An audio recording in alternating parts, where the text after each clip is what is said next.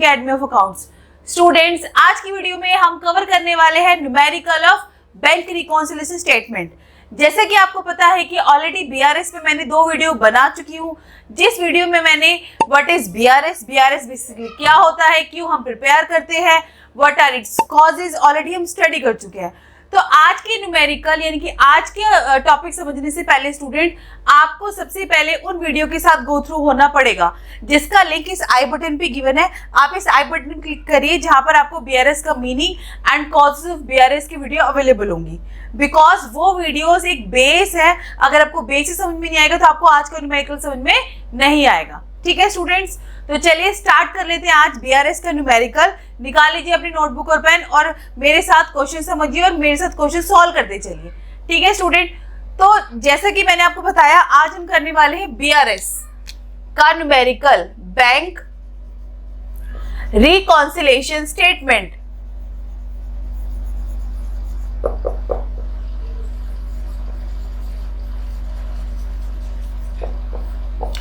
मैं आपको फिर भी एक ब्रीफ फॉर्म में बता देती हूँ। एक हमारी कैश बुक होती है एंड एक हमारी पासबुक होती है।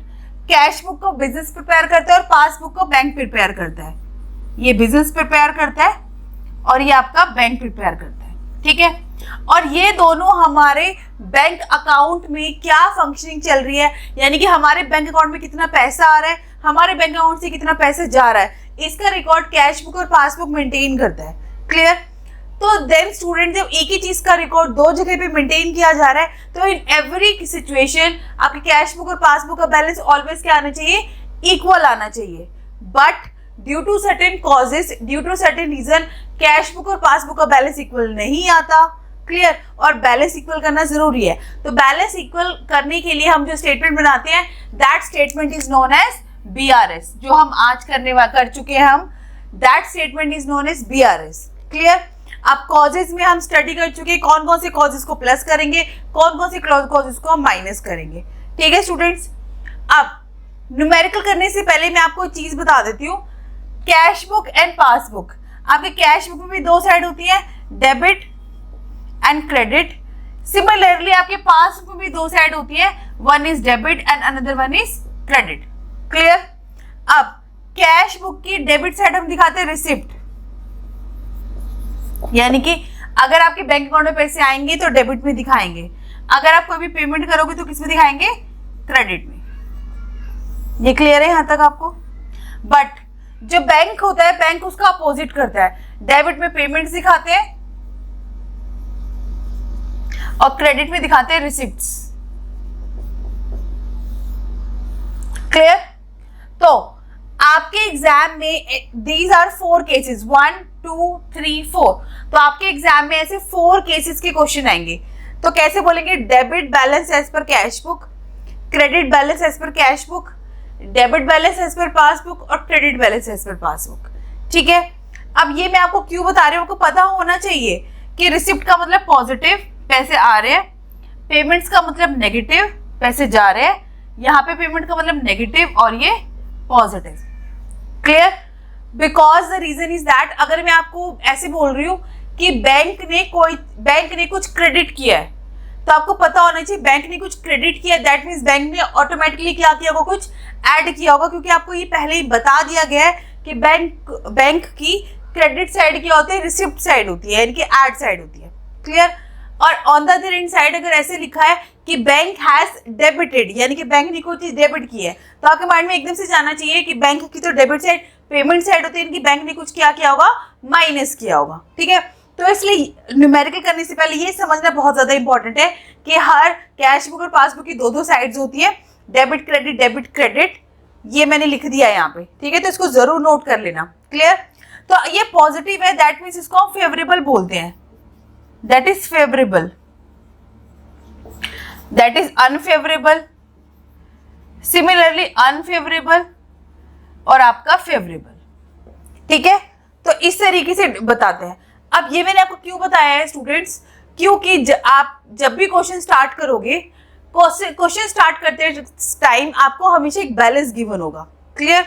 आपको ये आइडेंटिफाई करना है कि वो बैलेंस किस साइड आपको मेंशन करना है, बीआरएस की दो साइड्स होंगी, अभी मैं फॉर्मेट बनाऊंगी आपको बताऊंगी। बीआरएस के अंदर आपकी दो साइड्स होती है, प्लस साइड्स और माइनस साइड। तो आपको आइडेंटिफाई करना है कि वो बैलेंस किस साइड लिखना है, आपको प्लस साइड लिखना है या माइनस साइड लिखना है। ठीक है, जैसे अगर मैं, आप इस क्वेश्चन को देख सकते हैं, मैंने यहाँ पे क्वेश्चन लिखा है, यहाँ पे स्टार्टिंग में आपको गिवन है on 31 March 2020 bank balance of cash book का bank balance, nothing is mention कि डेबिट है क्रेडिट, सिंपल बैलेंस गिवन है। तो सिंपल बैलेंस का मतलब इट्स अ पॉजिटिव बैलेंस है, और सॉरी यहाँ पे डेबिट गिवन है, फिलहाल डेबिट है, तो डेबिट मतलब ये बैलेंस पॉजिटिव है, क्योंकि कैश बुक का डेबिट साइड क्या होता है, प्लस साइड। तो आप ये बैलेंस उठा के किस साइड लिख दोगे, प्लस साइड लिख दोगे। ठीक है, तो अगर खाली बैलेंस दे रखा है दैट मीन्स हम पॉजिटिव की बात कर रहे हैं। नेगेटिव के लिए या तो वो क्रेडिट बोलेगा, या क्वेश्चन में क्या गिवन होगा, ओवरड्राफ्ट। यानी कि अगर आपको ऐसे गिवन है overdraft balance as per cash book, तो आप उसका बैलेंस किस साइड मेंशन करोगे, माइनस साइड। ठीक है, सिमिलरली अगर हम पासबुक की बात करते हैं, अगर आपके सामने ऐसे मेंशन है ओवरड्राफ्ट एज पर पासबुक, तो आप बैलेंस की साइड लिखोगे नेगेटिव, और खाली अगर बैलेंस दे रखा है तो आप किस साइड लिखोगे, पॉजिटिव साइड। ठीक है स्टूडेंट्स, तो ये नोट डाउन जरूर कर लेना, it is very very important, क्योंकि न्यूमेरिकल समझने से पहले आपको ये अच्छे से आना चाहिए। ठीक है, यस, तो चलिए स्टार्ट कर लेते हैं न्यूमेरिकल। सबसे पहले बना लेते हैं बीआरएस का फॉर्मेट। तो बीआरएस की फॉर्मेट इट्स वेरी सिंपल, पहले आपको हेडिंग डालनी बीआरएस, देन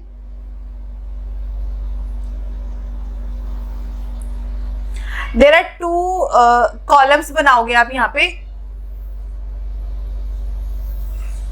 ठीक है, वेरी इजी, सीरियल नंबर का बनाना चाहते हो तो बना लो, अदरवाइज नॉट नेसेसरी। ऊपर हेडिंग डाली बीआरएस, सीरियल नंबर, जो पर्टिकुलर्स है, फिर आपका प्लस आइटम एंड आपका माइनस आइटम, बस इसके अलावा कुछ भी नहीं है। यहाँ पे रुपीस। क्लियर, तो चलिए स्टार्ट कर लेते हैं। हमेशा क्वेश्चन के अंदर फर्स्ट ऑफ ऑल आपको बैलेंस गिवन होगा, मैं ऑलरेडी बता चुकी हूँ। जैसे एज पर दिस क्वेश्चन आपको हमेशा डेट गिवन होगी, जिस डेट पर हम कैश बुक और पासबुक से मैच कर रहे हैं। मैंने आपको बताया था कि at the end of the month हम कैश बुक और पासबुक से क्या करते हैं, मैच करते हैं। तो बोल रहा है वो क्वेश्चन के अंदर कि bank balance of cash book और डेबिट दे रखे हैं, तो सबसे पहले हम बैलेंस लिखेंगे। ठीक है, तो यहाँ पे लिखा हमने debit balance as per cash book, debit balance as per cash book, और डेबिट दे रखा है, और कैश बुक का डेबिट स्टूडेंट क्या होता है, पॉजिटिव होता है। ठीक है, तो कितना आपका 17280। चलो मैंने मेंशन कर दिया। अब हम एडजस्टमेंट करते हैं। कुछ एडजस्टमेंट आपकी ऐड होंगी और कुछ एडजस्टमेंट क्या होंगी, लेस होंगी। ऐड लेस करके कर लो, अगर आपको ऐड लेस करके नहीं करना तो आप कॉमनली कर सकते हो, but amount plus minus side लिख दो। That's totally up to you कि आप कैसे कर रहे हो, आपको जैसे कन्वीनियंस लगे आप वैसे कर सकते हो। ठीक है, अब स्टार्ट करते हैं। पहला, cheque for 8400 send for collection have not been cleared by bank so far. Cheque for 8400 send for collection. अब सेंड फॉर कलेक्शन का मतलब क्या है कि हमने इतने चेक कैश बुक में क्या किए होंगे, ऐड किए होंगे। हमें कहीं चेक मिला होगा, अब हम चाहते हैं कि वो चेक कैश में कन्वर्ट हो जाए, इसलिए हमने उस चेक को कहाँ पे सेंड कर दिया, बैंक में सेंड कर दिया। ठीक है, तो सेंड फॉर कलेक्शन आ जाए लिखा हुआ, या पेड आ जाए, मतलब हमें चेक मिला है, तो हमारे अकॉर्डिंग हमारे जो बैंक का बैलेंस है वो क्या हो जाएगा, इंक्रीज हो जाएगा। तो इसके अकॉर्डिंग हमारा बैंक का बैलेंस क्या हो जाना चाहिए, इंक्रीज होना चाहिए। क्या हो जाना चाहिए, इंक्रीज हो जाना चाहिए। But have not cleared by bank so far, but bank ने अभी तक वो ऐड नहीं किया। हमने अपनी कैश बुक में क्या कर लिया, ऐड कर लिया, पर बैंक ने अभी तक उस चीज को ऐड नहीं किया। तो हमें इक्वल करने के लिए हमेशा चेंजेस कैश बुक में करते हैं, तो हमने जो ऐड किया, जो अपने बैलेंस इंक्रीज किया, उसको क्या करना पड़ेगा, डिक्रीज करना पड़ेगा। स्टूडेंट क्या करना पड़ेगा, डिक्रीज। मैं दोबारा से बता देती हूँ, हमने 8400 का चेक कलेक्शन के लिए भेज दिया, तो हमारे अकॉर्डिंग अब हमारा जो चेक है वो कैश में कन्वर्ट हो जाएगा, तो हमारा बैंक बैलेंस इंक्रीज हो जाएगा। But due to any reason is not specify, या बैंक ने वो ऐड नहीं किया, तो हमने जो इंक्रीज किया उसको हमें क्या करना पड़ेगा, डिक्रीज करना पड़ेगा दोबारा फॉर अ टाइम बीइंग। तो ये आइटम किस साइड जाएगी, माइनस साइड जाएगी। ठीक है स्टूडेंट, क्लियर। तो यहाँ माइनस साइड लिखेंगे फर्स्ट कि cheque send but not collected. कितना अमाउंट है आपका 8400, माइनस साइड में नहीं लिख दिया, ठीक है। क्यों लिखा है, रीजन क्लियर है। चलिए नेक्स्ट करते हैं, चेक इशूड। अब चेक इशू का मतलब क्या है कि हमने किसी को पेमेंट के लिए चेक दिया है, तो जब हम किसी को पेमेंट के लिए चेक देते हैं तो हम अपनी कैश बुक में से क्या कर देते हैं, माइनस कर देते हैं। यानी कि हमने पेमेंट दी और हमारे कैश बुक का बैलेंस क्या होगा, कम हो गया, क्योंकि अगर हम किसी को चेक काट के देंगे तो हमारा पैसे बैंक से जा रहे हैं, तो हमने अपनी कैश बुक में क्या कर दिया, माइनस कर दिया। But not yet presented for payment, but वो पर्सन, जिस पर्सन को हमने चेक दिया है, उसने अभी तक वो चेक हमारे बैंक में प्रेजेंट ही नहीं किया पेमेंट के लिए, तो हमारा बैलेंस माइनस है। बट बैंक ने वो चीज माइनस नहीं करी, तो हमने जो माइनस किया है फॉर अ टाइमिंग हमें उस बैलेंस को क्या करना पड़ेगा, इंक्रीज करना पड़ेगा to equal our balance with the passbook. समझ में आया। दोबारा मैं एक बार बता देती हूँ, चेक इशू आपको पता होना चाहिए। चेक इशू का मतलब है कि हमने किसी को पेमेंट करी है, पेमेंट करी तो हमने सोचा हमारा बैलेंस कम हो जाएगा, तो हमने क्या कर लिया, माइनस कर लिया। पर बैंक ने वो चीज माइनस नहीं करी, तो हमें बैंक के लेवल तक पहुंचने के लिए हमने जो माइनस किया है उसको क्या करना पड़ेगा, इंक्रीज करना पड़ेगा। ठीक है, सिंपल। तो ये एड साइड चली जाएगी, तो हम लिखेंगे first item check issued but not presented, amount is 5600। Clear, यहां तक समझ में आ गया। Next, bank has credited. Bank has credited यानी ये नहीं बोला कि हमारे कैश में कुछ हुआ है, बैंक ने कोई चीज क्रेडिट करी है। तो आपको मैंने बताया था कि बैंक की डेबिट साइड माइनस साइड होती है और बैंक की डेबिट साइड माइनस साइड होती है, क्रेडिट साइड कहते हैं प्लस साइड। यानी कि बैंक ने कोई चीज क्या की है, ऐड करी है। क्या करी है स्टूडेंट, ऐड करी है। और वो क्यों ऐड करी है, साफ mention, because of the interest. Bank ने हमें इंटरेस्ट दिया इसलिए बैंक ने ऐड किया है। But not recorded in the cash book, cash book को नहीं पता चला। तो अब पता चला कैश बुक को, तो क्या, अगर बैंक ने कोई चीज ऐड करी तो हम भी क्या कर लेंगे, उस चीज को ऐड कर लेंगे, सिंपल सी चीज। ठीक है, तो यह second, interest credited by bank, amount is 240। Clear, easy है। नेक्स्ट, बट इसके लिए बेसिक्स आना जरूरी है कि बैंक का डेबिट क्या होता है, बैंक का क्रेडिट क्या होता है। इसलिए जो चीज मैंने पहले लिखवाई थी उसको अच्छे से नोट डाउन कर लेना स्टूडेंट। ठीक है, next, a customer deposit ₹2000 directly in the bank but were recorded in the passbook. अब एक कस्टमर आया, डायरेक्टली उसने हमारे बैंक में जमा करा दिए। कहाँ जमा करा दिए, बैंक में जमा करा दिए। तो हमारे बैंक में जमा कराए तो ये भी चीज बैंक को पहले पता है, तो हमारे बैंक का बैलेंस क्या होगा, इंक्रीज हो गया होगा। और जब हमें पता चलेगा इस बात का, तो हमें भी अपनी कैश बुक का बैलेंस क्या करना पड़ेगा, इंक्रीज करना पड़ेगा। ठीक है, ताकि हमारा जो कैश बुक का बैलेंस है पासबुक के बैलेंस से क्या हो जाए, इक्वल हो जाए। तो दिस पर्टिकुलर ट्रांजेक्शन को हम क्या करेंगे, ऐड कर देंगे 2000 customer deposit directly deposit, how much amount, 2000। ठीक है, समझ में आ रहा है यहां तक। Next, bank made certain payments, bank ने हमारे बिहाफ पे सर्टेन पेमेंट्स करी है। अगर बैंक हमारे बिहाफ पे सर्टेन पेमेंट कर देगा तो हमारा बैंक का बैलेंस क्या हो जाएगा, कम हो जाएगा। ठीक है, तो जब हमें पता चलेगा तो हमें भी अपने कैश बुक में जो हमारा बैंक अकाउंट है उसका बैलेंस क्या करना पड़ेगा, कम करना पड़ेगा। ठीक है, तो सिंपल सी चीज, बैंक ने क्लब फीस पे करी 500 रुपीज और आपका लाइफ इंश्योरेंस पे किया 22500, तो एक चीज माइनस हो जाएगी। तो मैं यहां लिख देती हूँ सेकेंड, क्लब फीस कितना आपका, club fees is 500 minus side. Next है आपका लाइफ इंश्योरेंस प्रीमियम,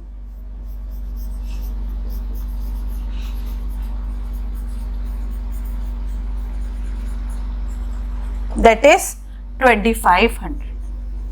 बस पुटअप हो गई सारी एंट्री।